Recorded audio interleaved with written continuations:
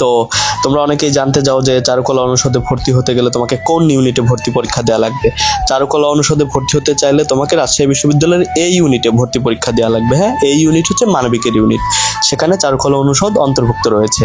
তো রাজশাহী বিশ্ববিদ্যালয়ের এই দিকটা আমার ভালো লাগছে, মানে অল্প কয়েকটি ইউনিট, মাত্র 3টি ইউনিট, তাই না? ইউনিট এ, ইউনিট বি এবং ইউনিট সি, এই 3টি ইউনিটের মধ্যে সকল অনুষদ বা সকল ডিপার্টমেন্ট বা বিভাগ রয়েছে।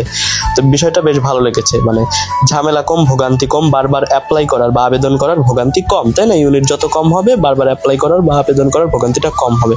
তো তোমরা যারা চারুকলা অনুষদে পড়তে ইচ্ছুক, হ্যাঁ, তোমরা এই ইউনিটে আবেদন করতে পারো। এরপর আমরা চলে আসলাম সবচেয়ে নান্দনিক এবং দৃষ্টিনন্দন সব ভাস্কর্য বা মূর্তির কাছে। এগুলোকে ভাস্কর্য আমরা বলতে পারি বা স্থাপত্য বলতে পারি।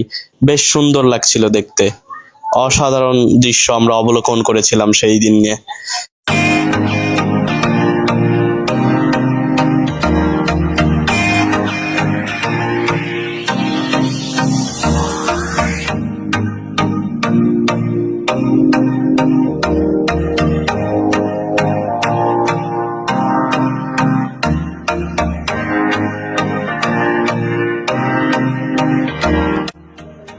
এরপর আমরা আবারও কয়েকটি ছবি তুললাম।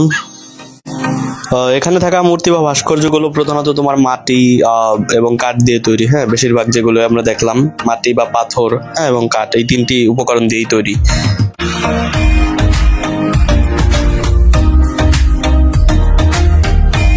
আমরা ঘুরতে এসেছিলাম একদম ভর দুপুরে। হ্যাঁ, বিকাল আসলে হয়তো আরো ভালো হতো, তারপর আমরা মানে পূর্ব পরিকল্পিত নয়, তো আমরা হাঁটতে হাঁটতে চলে এসেছি এখানে ঘুরতে, এই হচ্ছে কথা। না হলে তো এই ভর দুপুরে আসতাম না। তারপর পরিবেশটা বেশ ভালো ছিল দুপুর হলেও।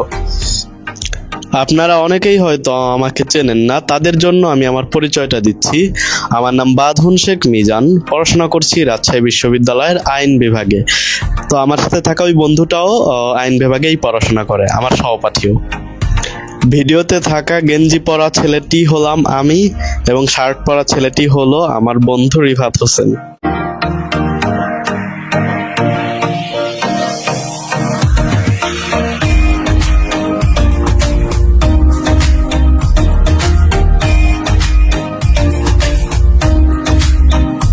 এরপর আমরা একটা সুন্দর গাছ লক্ষ্য করলাম, যেই গাছে বিভিন্ন কাগজের তৈরি বিভিন্ন জিনিস সাজানো ছিল। হ্যাঁ, যেমন একটা মাছ আমরা দেখতে পেলাম সেখানে ঝোলানো ছিল গাছে আর কি।